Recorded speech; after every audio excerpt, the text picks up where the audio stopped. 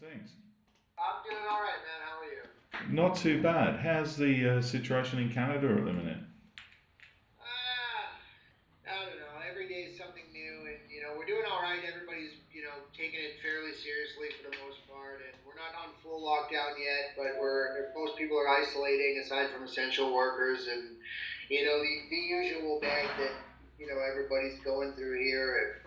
It's quite the thing. It's a hell of a time to be alive because I don't think anybody's seen this coming, and it's not as if you can blame anybody on it. It's just kind of where we're at, and we got to remember. I've been telling people, and talking about it a lot, of course, because of all the interviews I've been doing lately. But I think the main thing to remember is it's bigger than you or me. It's kind of you've got to have that mentality of it being just bigger than your everyday shit. You got to look, you got to think beyond that and do what's right, do its best to help us all get through this as fast as we can, because that's the sort of mentality that's going to get us out of it Yeah, faster. yeah. Everyone doing the right thing, and we'll get through it. It's interesting, though, isn't it? Because depending on how long it goes for, you could have already written another album by the time we get out the other side. Well, that's a lot of people are saying is, oh, you got to use this time to write. And it's like, yeah, first of all, I just wrote a record and it's out, so my brain's not really switched back onto writing. And furthermore, I don't know how inspired I am sitting inside all the time. To be honest Yeah. with you, I can write some cool riffs and some pissed off sounding guitar riffs, and that's cool. But what am I going to write songs about? Sitting on the couch? Not into it. Exactly. I was joking to someone the other day. I was doing another interview and I said I just hope we don't get loads of coronavirus concept albums out there at the other end of Yeah, exactly. this. Yeah, certainly nothing like the video for Living Free. Anyway, we can't get up to anything like that at the minute. They're not there, but fond memories as of today, my friend, and I long for those days, that we can get together with our wild crew and family and our friends and get back on the road and get back to living free that way. Yeah, that's great. I mean, it's a fantastic album. I mean, the great tragedy for me is that one of the best albums of 2020 isn't going to be probably get out on the road in 2020. It's everything I like about an album. It's gritty. It's rock and roll. It's all about having a good time. And then right at the end, you just surprise everyone with that 6 minute ballad, which is so cool. It's one of my favorite songs on the album. I was sat there on the first listen thinking this album doesn't need a ballad, and then when you hear it, it's mind blowing. Great. Yeah, and I appreciate that, and thanks for listening. I just I write songs. I wanted to write first of all the whole record. I put a lot of pressure on myself, and I also felt a lot of pressure from the fans and the team of everybody involved with our band to really write something better than good. I needed it to be. The last record brought us a lot of success because we toured it for 3 years, so it brought us all over the world, and we're quite thankful for that. And in doing that, I feel that I felt it was my duty in order to give the fans and everybody involved with this band something substantial, something that had some real merit to it, and really came from the most honest place in a way that could get into people's eardrums and into their heads and stay there. And so I put a lot of attention to detail and focus not only in the lyrics but in the songwriting and the melodies and everything. Mm. And speaking to gasoline, the last song on the record that you brought up, it's just I like to write all my songs from honest places and about things that I can speak to directly. That I don't really dabble in fiction. I mean, I don't. When I Yeah. say I don't really dabble in fiction, I don't at all. I write songs from personal experience that I know because I love when you can hear a song and look at a person and be like, yeah, you did that. Yeah, you lived that. And that to me is where the magic comes from, is when it's incredibly honest, and there's nothing short of being soul bearing in that particular song. I just wrote it as a confession, Yeah. a confession of things I had done in my life, and it started as just thoughts I was writing down in memories, and turned into a song. And I didn't think it was ever going to be a song for the Wild, and I'm glad that it is because a lot of people. have been messaging me and the band and talking about how much it means to them. It's been quite overwhelming to hear the response on that song in particular. And not everybody maybe has been through the same things that I have in my life, and I understand that. But for those of you, the people that haven't, there is a message of acceptance in there, and that's really what it's all about. Is knowing that no matter what you're going through, tomorrow's a brand new day. You just got to get Mm. there. It is. It's great, and I think you make a really good point there as well about the lyrics. I mean, a lot of people these days you're bombarded with so much music that you probably don't take as much time to appreciate that side of things. I mean, sure, if it's a sing along song, but I hope one of the things that comes out of this lockdown that we're going through is that people will start to actually live with the music a bit more instead of it being a throwaway thing. People will get back to what music used to be, which was something that could help you through bad times and something that was more special, I guess, than it is these Yeah, days. that's another thing. That's totally right. That's another thing with the label that I really, really wanted to do was write a record that fully, was a sit down, front to back listen, and Mm. that's something that I feel is missing in today's day and age. The whole idea that you can sit down with a record and listen to every single song on it. So many people now are focused on just writing like a single here or an Mm. album with a bunch of songs on it, and you got one or two cool songs. But for me, I always wanted to put a lot of the focus on writing an entire record of music that you could listen to front to back. Because, like you said, it's a bit of a lost art now. Yeah, and I think you've done it. I mean, I've heard a lot of great albums. I obviously listened to a lot of music over the years, but I I if this was your debut, this would be right up there with one of the best debuts. I love some of the new bands that are coming through, especially in Europe, like the New Roses and stuff like that. And I think Mm-hmm. and I think you guys are better. You've really hit a chord with me as far as this album's concerned. And this a couple of days ago when I was speaking to John, the publicist, I was scrambling around for your old stuff because I thought, wow, if your first two albums are as good as this, I've been missing out. But it does show that even if you are sort of in the area and in the industry, I think how on earth have I missed these guys? You know It's what? It's nowadays. I feel like the sort of pool of bands is.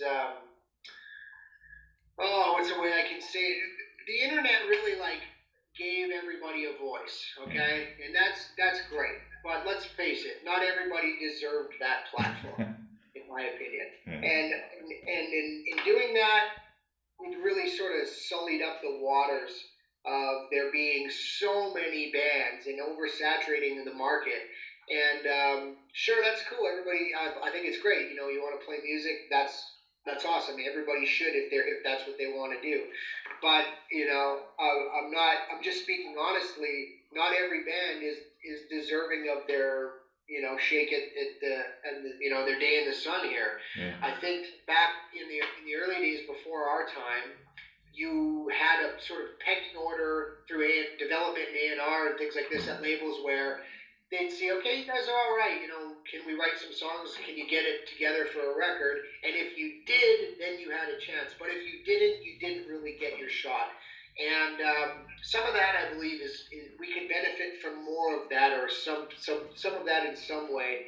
And I don't mean to say that to discourage people from playing music. In fact, I kind of mean it in the opposite way, is to really encourage people to be better Yeah. and to write better music and to write music that is more classic and timeless and to write more with the idea of a full album in mind rather than just one or two songs. Yeah, I think you're right. As I say, I think you've done it. One of my favourites on there is actually the second track, "Crazy for You." Just the way, I mean, the bit that gets me about that, it's a great song, but just the way that guitar solo cuts in, and then you do that Stonesy backing vocals, it just Yeah. it just hits the spot. That one, that's great. Oh, that's really cool. And I love to hear that because it's one of my favorites on the record, and So far, people are talking about a lot of the other songs ahead of it, and that's all good. Everybody's got their own flavor of it all. But for me, I really like that song a lot, and it was based off of a feeling in the rhythm. As I wanted it to make something really agitated and energetic, and have this sort of like friction and energy about it, and that's the feeling where the rhythm came from, and then it just from there sparked into this song about volatile and toxic relationships, Mm. where I don't feel that there's anybody who hasn't had one, so it's definitely a topic that a lot of people can relate to. And it's funny because I find that when you're in those sorts of or situations, um, you yourself can never see it for what it is. It's usually your friends and your family that are looking at you like, "What the hell are you doing, staying with this person?" But generally, what I find is it's always the sex that keeps you there, because when you have that same amount of passion to fight with somebody, generally you have that same amount of passion to fuck. And I'm no stranger to being in enough of those relationships in my life, so I decided to write a song about it. It's a great song as well, and I definitely want to talk about some of the others on the album as well. But before we do that, take it all the way back. What were you listening to when you were a kid? What inspired you?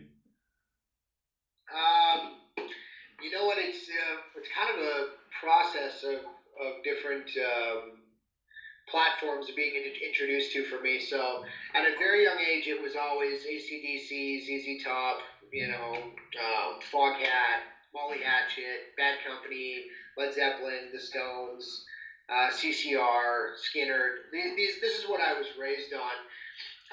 And from there, my dad was my sort of my musical guru and hero as a kid, who showed me all these great, big classic rock bands.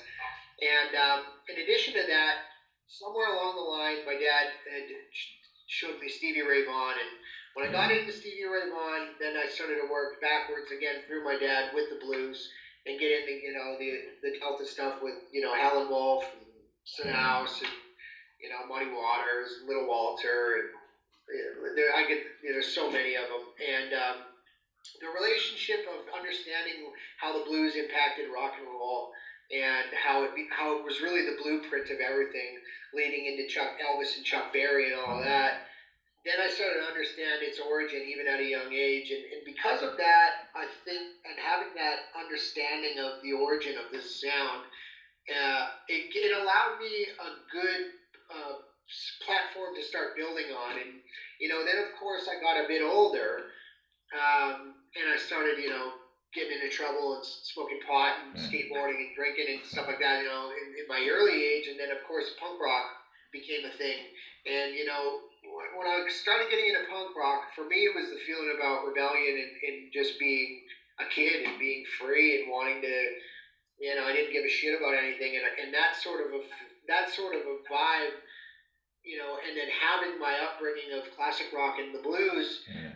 I feel like I always, even at a young age when playing guitar, and sort of writing little ideas, is I always wanted to fuse the two worlds together of the authenticity of the blues, and the sort of the musical structure and compounds of the blues in the earlier traditional classic rock and roll stuff, but with this energy of punk rock, and the energy of punk rock and the feeling of punk rock, and just the grit of it all.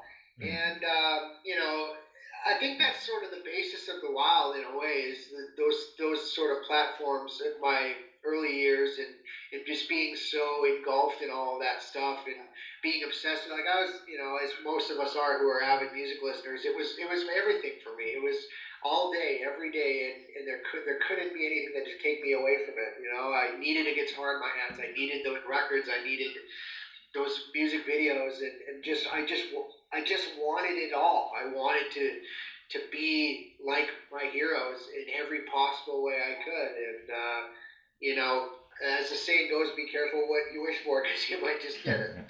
So the guitar came first for you, is that right? Yeah, absolutely, absolutely. It all started for me. I was about, I would say 3 or 4, giving a ukulele, Yeah. because I'm too small to play guitar. and I took that ukulele everywhere, and I was at that time I was going to my grandparents' house, and they were really big Elvis fans, Yeah. and I was really captivated by watching Elvis on TV and the way he would move and the way the girls would scream when he would move, and everyone was just so enthralled by his performance and his being. And I can even remember being that young and being like, what is this, and how can I do this? So I remember starting to sort of like emulate his moves with my little guitar and stuff. But so goes the story. And then after that, I think I was about 7 or 6 years old, where I actually started playing the guitar and started like learn songs and stuff like that. And yeah, it just again it took over me completely, like the hardest hitting drug I've ever done. It just I couldn't shake it. I still can't. 34 years old now, and it's everything I wake up and go to Yeah. bed thinking of. I love rock and roll, man. Yeah, it's a fantastic album. There's one track on there though that I can't quite put my finger on. I can see the melting pot of influences on the album, but there's just one that stands out as being something a little bit different. Young Rebels. Okay, cool. Wait. Yeah, for me that song, I'm a big fan of Social Distortion. Yeah. I really like that band. I think Mike is an incredibly talented songwriter, not only songwriter but storyteller. Mm. And I also like bands like Rancid and Green Day, early Green Day stuff. Yeah. And that's sort of in that wheelhouse a little bit. I've also someone recently told me that it reminded them of early Bowie a little bit, and I thought, oh, that's a kind of a Yeah. cool thing. Yeah.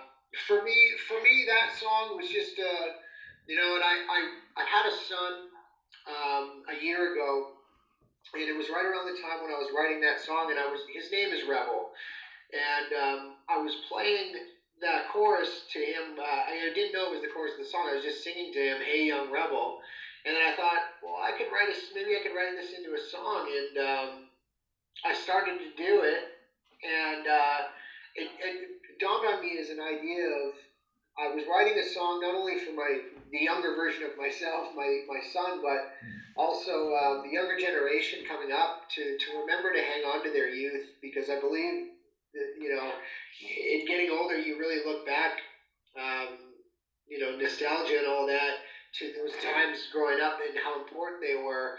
But I also wanted it to be a message from someone who was once in their shoes, to say that just because you get a bit older, it doesn't mean you have to lose that train of thought and that personal freedom that you attach yourself to in your youth. Being that those are the best days of your life, they don't have to end. It's just a state of mind. And I think that's something that I've always really, really gravitated towards, as a core value or a core belief in myself. And because of that, the song came across from a very honest place, and Yeah. maybe that's the difference of that song that you're hearing than the others. Yeah, it's cool. I mean, I love everything on the album, but the ballad, and for me, the second track there, "Crazy for You," are the ones that at the moment changes every day. There, we've got a podcast, and we'd love you to answer a couple of questions for that podcast.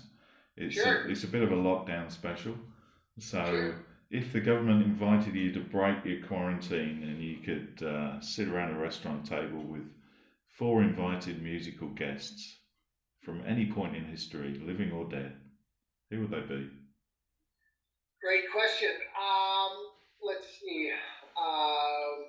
Straight away, I would. Ooh, it's a toss-up between Bon and Mal. Oh, wow.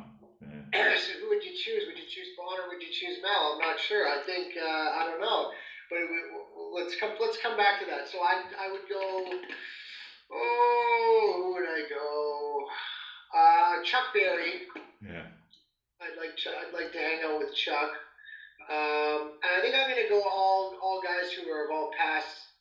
I believe, because it's just cooler that way and easier, because then I don't get to offend anyone who's still alive. I'd go. You know what? I'd go Chuck Berry. I'd go Angus. Or no, I'd go Mal and I'd go Bon. I'd take them both. Yeah. And who would be my fourth? I know I'm going to forget somebody here. I'd probably throw Elvis. I'd Yeah, probably say I'd throw an invite to Elvis and see if he wanted to come hang yeah. Save a seat for the king. Can't be bad. Um, out. if you could have been a fly on the wall for the creation of any great album, just to see how the magic happened in the studio, what's the one for you? Oh man, that's hard. I would be either be Power Age or Highway to Hell. I think. You know, Power Age is my favorite Yeah, ACDC record. I also really love Highway to Hell, but there's something about Highway to Hell that just with Mutt and the songs themselves when they yeah, were being crafted and they were being put to tape that I think that apart from being how iconic they are, that there's just something about the process that I think I really, really would have loved to have been, a fly on the yeah, wall just to see that whole thing gone as a process. And I could say the same thing for Black and Black because I yeah. mean, people ask me all the time, do you like Brian or do you like Blonde or who are you with? And honestly, I love them both. And the truth is, can you imagine being Brian Johnson and having to fill those shoes? I know. Yeah, it would have been And crazy. and not only that, your answer to everybody's naysaying and worrying or suggesting you can't fill Bond's shoes. Your answer to that was Back in Black as a record. So just Yeah. imagine how that must have felt too. Yeah, so So we're actually in Perth, which is just north of Fremantle, Western Australia. So we've got a statue to Bon, and his final resting place is Fremantle Cemetery. So he's a national hero over here for us. And I've got one final question, if I can ask you. sure. Probably pretty fitting in these days. What is the meaning of life? We always end with that one. Um, for me, it's about personal freedom, Yeah, and whatever that means to you. That is about the pursuit of finding it, and whenever you do find it, you just need to love the shit out of it until it kills you. yeah, That's really what it means. That's really what life has been about for me. Is finding whatever makes you feel good about being here, and find a way to do it so much that it will eventually just take you off naturally as it should, in yeah. a way that leaves you feeling good about what you've left behind. That's a great answer, and I think it's going to be very interesting times for that whole concept of personal freedom over the next few months, definitely.